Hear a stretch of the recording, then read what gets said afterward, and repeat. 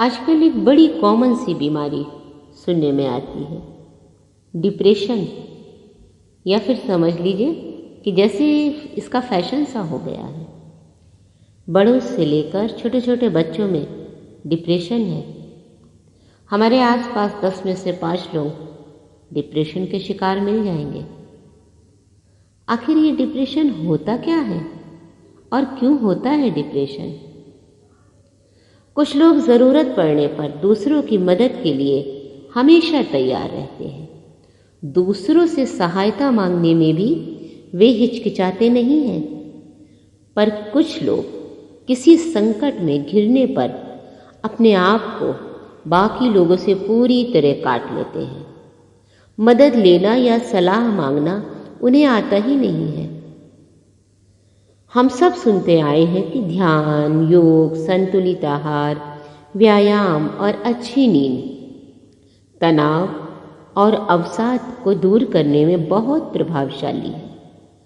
पर अपनी सोच का दायरा बढ़ाने पर आपको समझ में आएगा कि कहने सुनने में तो ये सब अच्छा लगता है, लेकिन हर बार ऐसा करने से बात बन जाए ये ज़रूरी नहीं। दरअसल कभी कभी हमें इन सब अच्छी बातों का अनुसरण करने के अलावा अपने जीवन में कुछ बदलाव लाना भी ज़रूरी है, ताकि जो विपत्ति की स्थिति उससे अकेले जूझने की बजाय बाहर निकला जा सके। यहाँ यह समझने की ज़रूरत है कि आत्मनिर्भर होने और हर कार्य को जिम्मेदारी खुद पर डाल देने में अंतर होता है। आप अपने रोजमर्रा के जीवन में बेशक आत्मनिर्भर हो सकते हैं, पर कुछ मौके ऐसे भी आते हैं जहां हमें दूसरों की मदद करने के साथ साथ उनसे सहायता लेनी भी पड़ती है। लेकिन ऐसा करने में आप कमज़ोर नहीं हो जाते।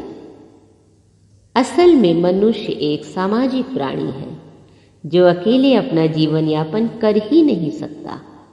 वैसे भी एकाकीपन को अवसाद या डिप्रेशन के मुख्य कारणों में से एक माना जाता है, जो शारीरिक और मानसिक रूप से हमें बीमार बना सकता है। अब प्रश्न ये उठता है कि उससे बचा कैसे जाए?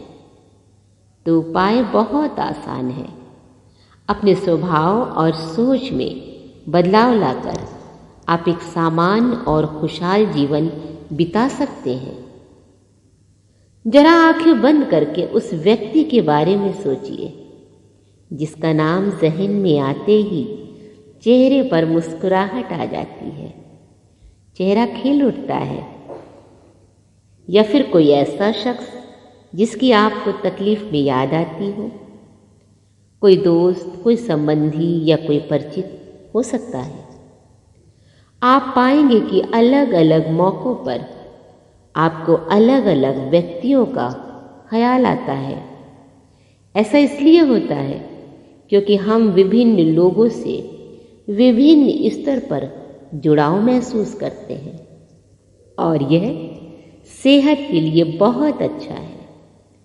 इसलिए अपने उस प्रियजनों, दोस्तों या परिचितों के साथ जुड़े रहिए जिनके साथ आप अच्छा महसूस करते हैं। उनके साथ कुछ समय बिताइए। नहीं समय बिता सकते हैं, उनसे फ़ोन पर बात करिए, उनकी मदद लीजिए और उनकी मदद करिए।